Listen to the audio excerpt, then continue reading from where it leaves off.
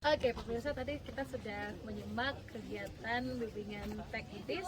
Acara kita hari ini penanaman cabai yang ramah lingkungan bersama dengan Dinas TPP Provinsi Bengkulu dan juga berkolaborasi dengan Dinas Pertanian dan Perikanan Kabupaten Rejang Lebong, dan sudah bersama Pak Lutfi Zulkarnain juga ya selaku Kepala Dinas Pertanian dan Perikanan Kabupaten Rejang Lebong. Gimana kabarnya hari ini, Pak? Sehat? Alhamdulillah sehat. Oke, kelihatan hari ini fresh gitu, Ya, Pak, ya. harus. Alhamdulillah. Harus lah Ya, fresh. harus. Nah, terkait kegiatan kita hari ini, Bapak juga tadi sudah memberikan kita sambutannya dan juga sudah bertemu dengan kelompok tadi yang juga sudah hadir di Desa Mojorejo hari ini. Bagaimana tanggapannya, Pak? Kami memberi apresiasi bahwa pada pagi hari ini kita berkumpul ini di tengah-tengah lahan kelompok tani, ya, tidak di gedung gitu, sehingga aura dari pertanian itu terasa betul gitu ya.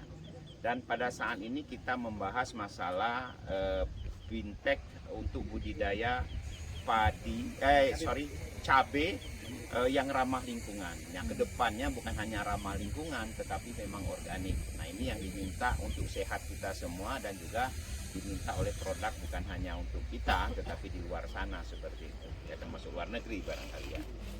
Nah, mungkin ini kan khusus untuk tanaman cabai. Cabai. Gitu, Pak, ya. Apakah nantinya akan ada penanaman tanaman lainnya yang juga melakukan strategi yang sama, yaitu dengan mengurangi bahan-bahan kimia?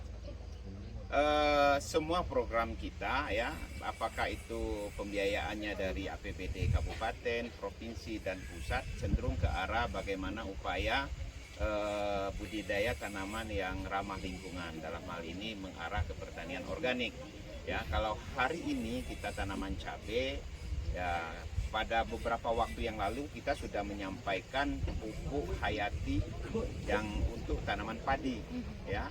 Jadi bukan hanya komoditas cabai, di padi pun kita sudah mengarah kepada pertanian organik atau yang ramah lingkungan. Jadi mulai dari sampelnya kita siapkan seperti itu. Oke, dan mungkin bimbingan teknis hari ini juga merupakan salah satu bentuk dukungan juga ya pemerintah kepada para petani khususnya di Desa Mojorejo ini. Tapi sebenarnya untuk dukungan-dukungan lain untuk sektor pertanian ini adakah dalam bentuk yang lain? Kalau untuk beberapa ini ya, kalau khusus komoditas cabai, memang ada 20 hektar melalui kelompok tani, bukan hanya Desa Mojorejo tetapi Desa Sindang Jaya mendapatkan program dari pemerintah pusat ya, sarana produksinya untuk menanam cabai, mulai dari benihnya sampai dengan semua sarana produksinya, pupuk dan sebagainya. Berarti dukungannya selain melakukan bimbingan teknis seperti ini juga produknya langsung yang nantinya akan diolah oleh masyarakat di sini gitu ya, untuk bibit cabai dan juga hal yang mendukung seperti pupuk dan sebagainya. Nah, tadi juga sudah banyak kita mendengarkan cerita dari tim pengelola juga nanti yang akan memberikan materinya dan juga mendukung masyarakat untuk mulai mengubah dari yang sebelumnya menggunakan pupuk kimia dan organik. Tapi sebetulnya petani sekarang ini sudah siap atau belum untuk memulai cara bertani yang baru saat ini? Kalau kita bicara masalah petani siap tidak siap, para petani kita dari dulu siap. Ya, bagaimana upaya untuk budidaya ini mereka menekan biaya. Ya, menekan biaya ini mereka bisa menggunakan misalnya dalam pupuk kompos, ya kan, pupuk kandang, yang itu sudah dilakukan oleh para petani kita. Artinya kesiapan itu sudah dilakukan. Tapi harapan kita juga bahwa pasar pun harus siap. Ya kan, jangan sampai nanti bahan organik yang sudah diproduksi oleh para petani kita harganya sama dengan yang non organik, seperti itu keliru gitu. Nah, ini yang harus memang peran pemerintah daerah sama-sama, bukan hanya dari sisi budidayanya tetapi juga hasil dari tanaman organik itu juga mendapat perlakuan. Kalau kita mungkin ke supermarket udah beda ya kan. Nah, itu sudah ada pembedaan, akan lebih mahal harganya yang organik ketimbang yang non organik.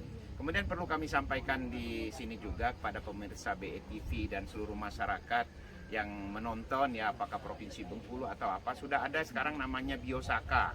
Biosaka ini memanfaatkan rumput yang tadinya kita anggap gulma, tanaman pengganggu, itu bisa digunakan, diremas, dia bukan pupuk, tetapi sebagai elisator untuk memacu daripada pertumbuhan tanaman. Yang artinya menambah nutrisi, memacu itu.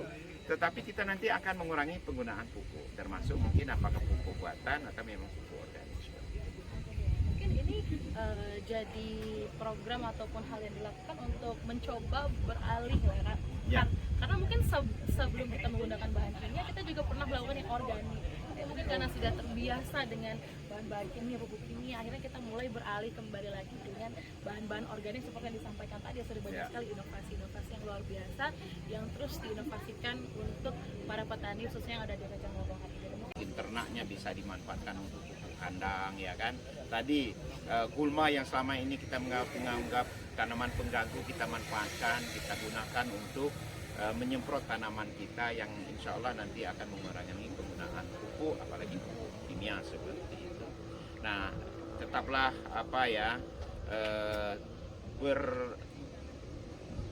berinovasi, nah ya kan, kemudian semangat untuk membangun pertanian Kabupaten Rejang Lebong maupun Provinsi Bengkulu ini. Karena sebagian besar masyarakat kita adalah para petani, dan juga mohon kiranya perhatian pemerintah daerah bagaimana keberpihakan terhadap anggaran untuk para petani kita ini. Ya, seperti inilah kami sampaikan di sini. Kami hanya mampu melaksanakan 1 kali bintek untuk hanya beberapa kelompok tani, sementara yang lain juga menunggu untuk ilmu yang lain, barangkali bukan hanya cabai, ya, kopi dan sebagainya seperti itu. Oke. Nah, pemirsa, profesi sebagai seorang petani ini bukan lagi menjadi profesi yang dikesampingkan, seperti itu, melainkan menjadi profesi utama yang mana menjadi tombak utama khususnya di Indonesia, bagaimana kayanya Indonesia dengan tanah yang subur dan bagaimana kita memanfaatkan kesuburan tanah kita ini menjadi pundi-pundi rupiah dan untuk menaikkan ekonomi masyarakat. Salah satunya di Rejang Lebong yang mana memiliki potensi daratan yang tinggi, suasana yang sejuk, yang mana sangat cocok sekali untuk penanaman bibit-bibit, salah adalah cabai seperti yang kita hari ini bintek tanaman cabai yang organik seperti itu ya Pak. Ya, dan juga melalui tayangan kami hari ini semoga bisa memotivasi dan juga memberikan edukasi pada masyarakat bahwa banyak sekali potensial tanaman yang bisa ditanam di daerah-daerah salah satunya seperti di Desa Mojorejo, Kabupaten Rejang Lebong ini, dan nantinya bisa menjadi fokus utama bagaimana menaikkan lagi ekonomi masyarakat ke depannya. Terima kasih Pak Kadis dan juga Pak Kabit yang sudah menemani dan juga mengikuti seluruh kegiatan kita hari ini dalam acara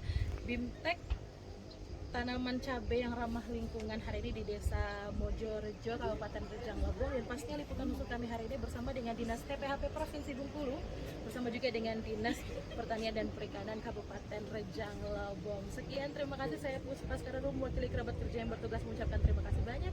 Sekian, wassalamualaikum warahmatullahi wabarakatuh.